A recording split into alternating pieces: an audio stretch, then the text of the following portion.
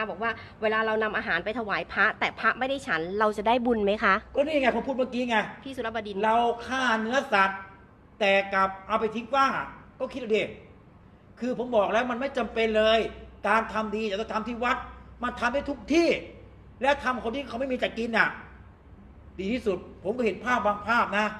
ของถวายพระนี่เต็มเลย ค่ะ แต่ผิดและอีกภาพหนึ่งอ่ะเป็นเด็กอ่ะที่แย่งกันกินอ่ะ ภาพสองภาพคุณพิจารณาเนี่ยก็เหมือนอันเนี้ยขอโทษนะ เงิน100 คนของแต่ละคนเนี่ยมันใช้ไม่เท่ากันเลยอ่ะ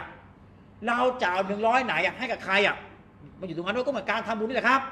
บางคนนะฮะ100ของเขาเนี่ยกินข้าวมื้อเดียว บางคนกินแค่กาแฟแก้วเดียว แต่ผิดกับบางคน100นั้นน่ะต้องเลี้ยงอีกประมาณ10 ชีวิต แล้วคุณจะให้100ไหนกับใครล่ะ ถ้าให้100กับกินกาแฟแก้วเดียว คุณก็แทบไม่ได้บุญ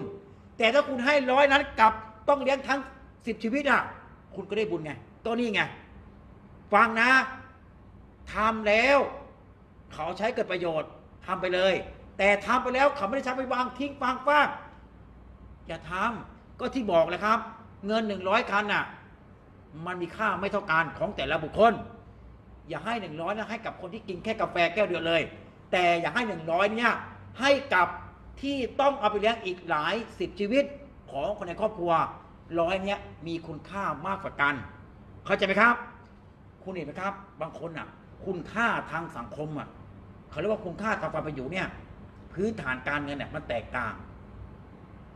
บางคนเกิดมาไม่มีอะไรเลยอ่ะแต่บางคนมีทองไม่รับแล้วอ่ะเราจะให้ใครล่ะ คือผมบอกเลยว่าพระพุทธเจ้าท่านไม่เคยรับของมีค่าหรือไม่เคยสอนให้พระสงฆ์เนี่ย